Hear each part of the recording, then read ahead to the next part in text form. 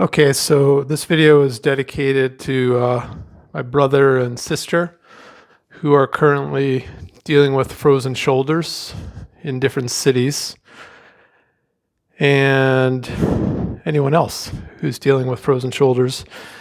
This is not the be all and end all of videos or exercise sequences that you could do for a frozen shoulder, but I think it would be a good supplement to many of the more traditional physical therapy types of exercises that people are given. I was looking at what my brother did, and that's what prompted me to do this particular video. So frozen shoulder, you can just think of as an inflammatory process that leads to scar tissue building up around the shoulder joint, right? So it's a ball and shallow socket joint, right? So what surrounds the shoulder that gives it the bulk of its stability is referred to as a capsule, right? That's like a thick tissue. And it gets thicker and stiffer if a person has a frozen shoulder.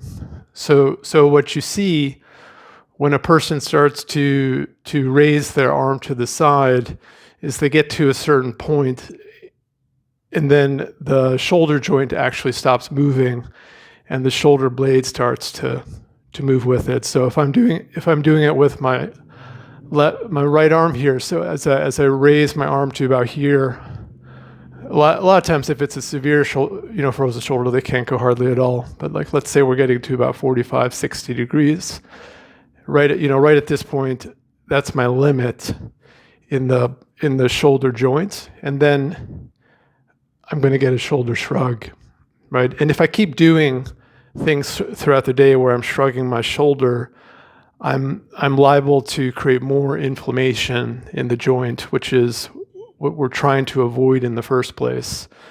So we want to start doing exercises that allow you to stretch out the thick capsule and to start to reduce some of those adhesions, right? So we're just going to get started with some simple warm-up exercises that you could be doing.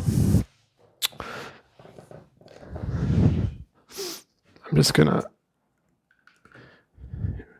just taking some warm-up things from Tai Chi. So basically, we're just going to be doing a turning exercise, shifting weight, and then letting the arms swing, right? So before you get into your stretching exercises, it's a good idea just to do something to get your heart rate up so that the tissues will be a little more pliable, easier to stretch, right? So 6 minutes would be the general recommended amount of time. So here you're just kind of letting your arms move, and I'm thinking basically it's my body that's moving my arms, right? So my body goes first and then my arms follow, right? So body first, arms follow. If I focus on the front of my shoulder, I can feel the collarbone, right? So you want to feel how that bone moves. It runs from the shoulder blade to your sternum, right? That's your breastbone, right? So collarbone is called your clavicle, right? So as you move, you can feel the front of your chest, how there's movement. And then you can also, if you're flexible enough with the other arm, you could reach behind and feel a little bit of how the shoulder blade itself is moving, right? So shoulder blade moves away from the spine and towards the spine. The shoulder blade glides in the rib cage, right? So then you can switch it into a pattern where you start to bend the elbows a little bit, right? So from here, let your elbows get heavy, right? Let them drop. Elbows are heavy. Let them drop. Let them drop. So heavy elbows, heavy elbows. It's a good feeling to cultivate having heavy elbows, right? So as you start to learn to reach overhead, you can keep a heavy elbow, which will help you to reduce the tendency to shrug your shoulders, right? So just like so. And then maybe a little bit of a swimming type of movement, right? So here, I'm still turning in my hips, right? But I'm also starting to get my chest a little more into it. So just body first, arms follow. Body first, arms follow. Just make that your mantra for anything that you're doing with your arms, whether you're lifting weights or opening a door. Body first, arms follow. Right, so then you could just start to go into some shoulder rolls. Right, so here I'm moving my collarbones and my shoulder blades primarily, but I also feel that there's movement in my chest a little bit. Now, if I try to keep my chest still, right, and just move the shoulders, that would be one way of doing it. Right, but then I could start to move my body first, right? So I'll move my chest to get my shoulders to move back and forward, right? So chest first. As I move my chest forward, my shoulders move backwards. As I move my chest backwards, my shoulder moves forwards, right? So it's this kind of oppositional movement, right? Using more of the central part of your structure to move the outer part of your structure. Right? Then you could imagine that or you could just actually rest your hands on a table. You can do this stuff sitting as well. But if you're resting your hands on a table, you could reach your arms forward and then bring them back, right? So what I'm going to do is keep the angle of my arms the same so that as I reach forward, the movement is coming from my shoulder blade, right? So I pull it back and I go forward. Again, I could initiate that movement with my chest being still, right? Which would be more driven through the shoulder blades. Or I could initiate the movement by moving my chest first, right? So I get that equal and opposite movement, which will in general be a more balanced, easier way to move, right? So you want to kind of train yourself with that Tai Chi principle, having equal and opposite movement. Then you can start to get into some circular kind of movements like that. So you're just polishing a table, getting the chest and the shoulder blades to participate in the movement. I would have filmed this earlier in the day and had better lighting, but I didn't have the time. Right, of course you could do some things where you're starting to move your arms in opposition. But the point here is that you're getting your shoulder blades to move, right? Because you got to have flexible shoulder blades and a chest to improve the function of this one joint. So my brother was given some exercises to do that he was showing me as just like kind of lifting the arms up like this. But the problem was, it's like you kind of get to here and then you would get that shrug, right? So it's like you're lifting and then you're getting the shrug as you try to lift it. Not an ideal exercise in terms of getting range of motion. He was also showing some things where you can do with a stick, right? The stick can be useful, right? So, but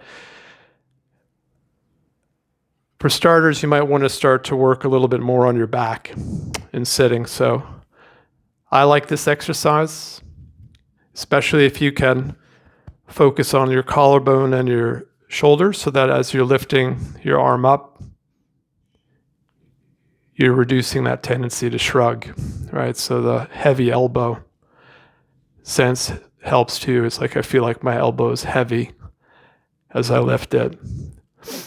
I would also kind of shift my weight towards it to facilitate a more integrated movement, right? So this side of my body, my right side, is lengthening, right, as my left side would be shortening a little bit, right? So I could also take the stick, keep my arm at my side like this. Motion will tend to be pretty limited with the frozen shoulder as well. So you could just take the stick and you could push it out like that, right? You push it out, right? There's a technique referred to as P&F in physical therapy. It's referred to as proprioceptive neuromuscular facilitation, right? So we use this technique called contract, relax here. So what I'm going to do is bring it out, maybe about 80% as far as I can take it, and then I'm going to push back into the stick and hold it in that position. So I'm pushing back into it, creating a good muscle contraction for about 5 seconds or so, 5-10 seconds, and then I'll relax, and then I'll be able to stretch it a little further. And I'll hold that for about 10 seconds. Right, and after 10 seconds, I'll start that sequence again. I'll push into it, and then I'll relax, right, and I'll stretch a little further. So you just do that like 3 or 5 times, just work through that sequence, and then just go back to some of that active movement there. And just be careful that you don't feel like all the stretch is going into the front of your shoulder. We really don't want to irritate those tissues. Right after you've done this for a little bit, then maybe do some active, just opening your arms up like that. And then that's when you could hold the elastic band and just try to see if you can get that out a little further and try to train some strength in that new range of motion that you've been working on.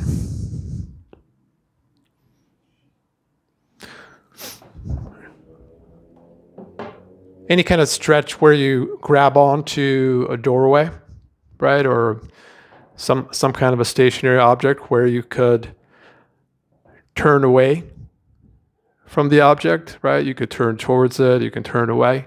That's useful to open up all these muscles.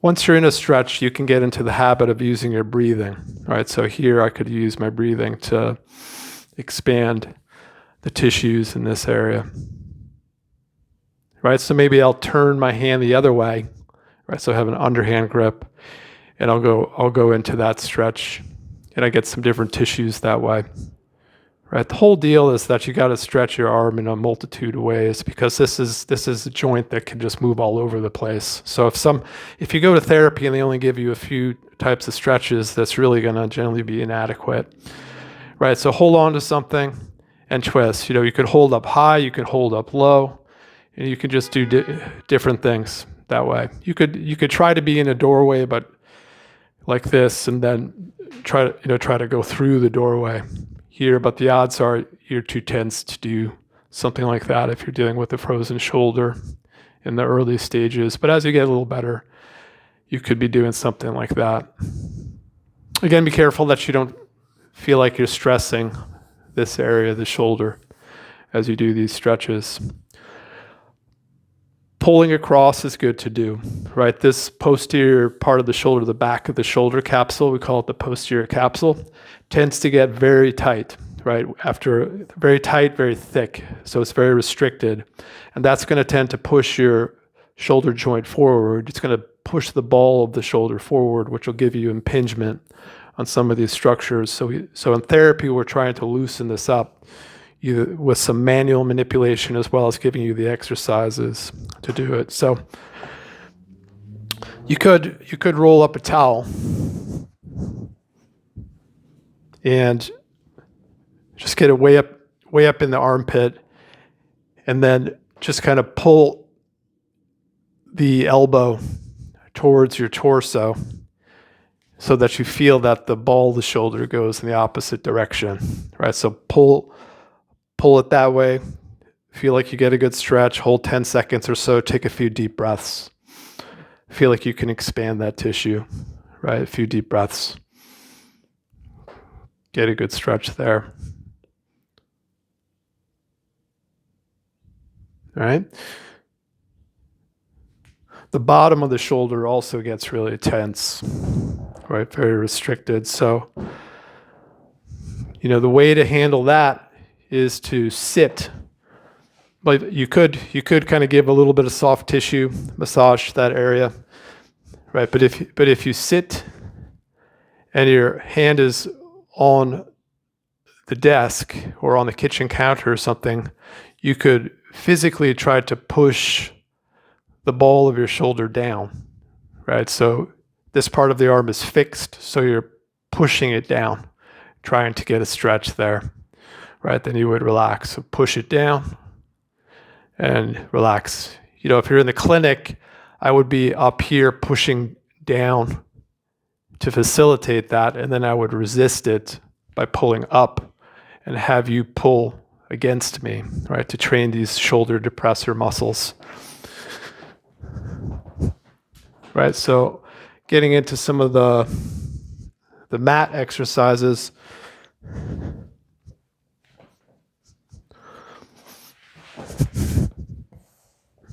Right, so, simple stick.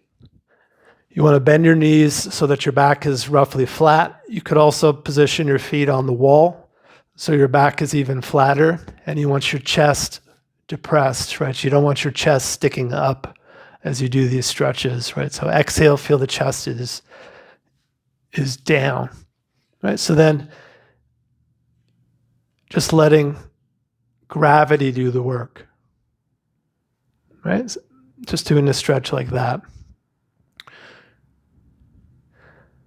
Right, you could go for a wide grip as well. Right, gets a little different tissue, and then you could bend the elbows slightly.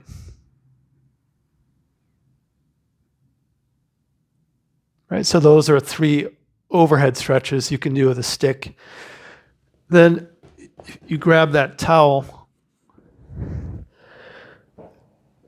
and the stretch that I showed you in standing, you want to have your elbow on a towel, so your arm is more neutral as you push it out like that. Right, so I prefer to do a lot of these things lying down just because you eliminate gravity, and that way your shoulder can be more relaxed. So oftentimes you'll get a more effective stretch that way. So remember, you could do the contract, relax, you could resist against it, 5 or 10 seconds, get a little more stretch. And then you could position the towel a little bit further up. So your arm is like at about a 45 or 60 degree angle. And then you start to work on that rotation again. Right? So you've got the stick, you got gravity, and you've got your breath that can help with a stretch. Be clear that it feels like it's the ball and socket that are rotating, and that you're not getting some kind of an impingement in the front of the shoulder.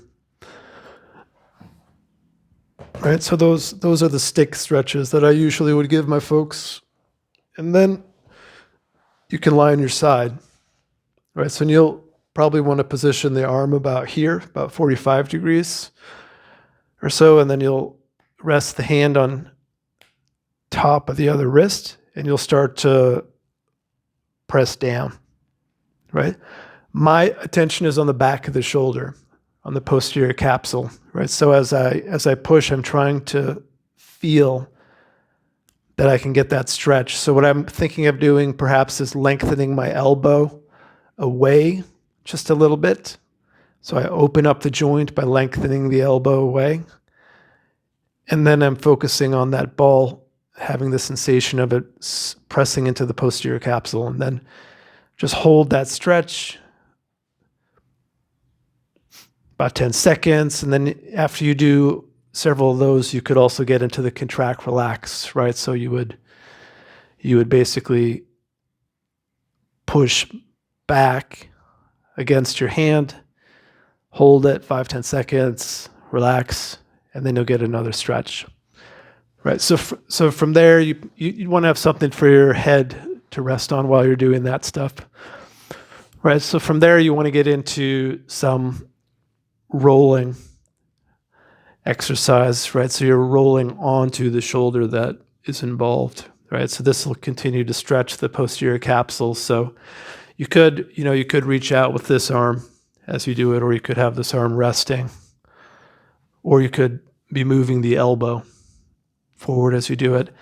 This leg, I prefer to have it involved, right? So the leg is going at the same time, so it's a whole body movement, right? So I feel like the right side of my body is moving forward as the left side in relationship moves backwards. And then I get that good stretch, right? So I could hold the stretch once in a while and just do some nice breathing into that. And then I could position the arm in different angles to stretch some different parts of the capsule, right? As it gets more and more flexible, you can get a little higher up. And as you get higher up, what you're trying to do is you're trying to rotate your armpit to face the floor, right? So you get your armpit to face the floor. And think of the ball of the shoulder pushing through the armpit, right? You could be lengthening that elbow away a little bit and just do everything in kind of a relaxed, heavy way. And then if you wanted to, you could see if you could lift the head and do something that's a little more whole body, right? Eventually this would progress into a roll, right? And stuff like that. If you don't have a stick, you could always just raise your arm overhead, something like that. But everyone has a stick. Just grab a mop or a broom and just use that. I think that's pretty good as a general starter. After you take your shower, you'll be warmed up. So that's a good time to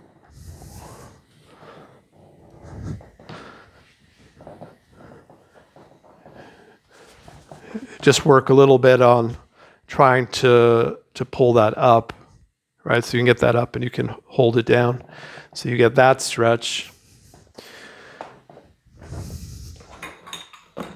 Right now I know you probably can't even go beyond there. So you can take the stick and you can pull it back, hold that position. You can have your hands positioned this way, and you can also have your hands positioned this way. Right? Most of the time I would rather have the palms face back, right? And then I could pull the arm to the side, right? Pull it to the side as you're doing that.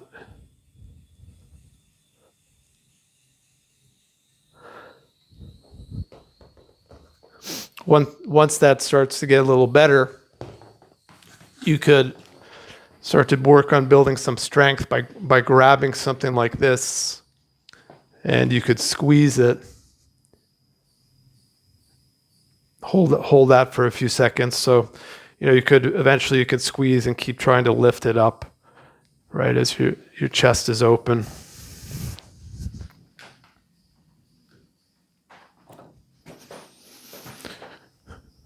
Right, so something like that. So as far as mechanics go, you really want to remember that principle: body first, right? Arms follow, right? It's Tai Chi principle. So if you need to reach for something, right, shift the body first, right? So shift the body and then the arms go up, right? Shoulders relaxed, right? Shoulders relaxed.